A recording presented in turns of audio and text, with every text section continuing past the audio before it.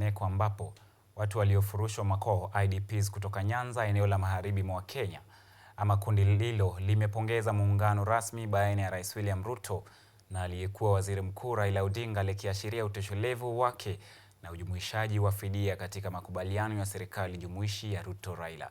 Wakizungumza Nyamataro huko Kisii, wafurushwa hao hata hivyo waliwaomba Ruto na Raila kuwatekelezea matakwa yao na kuwapa fidia yao ambayo wameisubiri kwa muda mrefu sasa.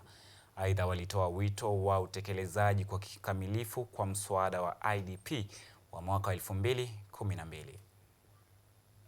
Tunaunga mkono pamoja, tukisema ya kuwa tuko tayari kutembea na wao katika hii safari ambao waliweza kuanza jana.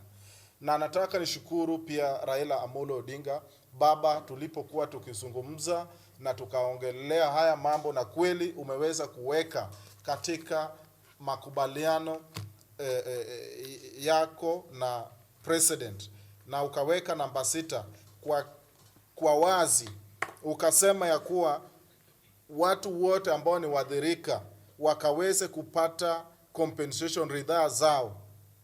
Ruto ambaye ni rais wa Kenya ahakikishe waadhiriwa wote Kenya mzima wenye hawajapata fidia wafaidike wakati huu, wapewe fidia ili Kenya iwe na amani ya kudumu. Tumeongojea mpaka sasa. Mungu amefungua njia na Ruto ametutendea ile maneno ambayo sijawahi kuona, na Mungu akushukuru na ukae miaka na miaka na miaka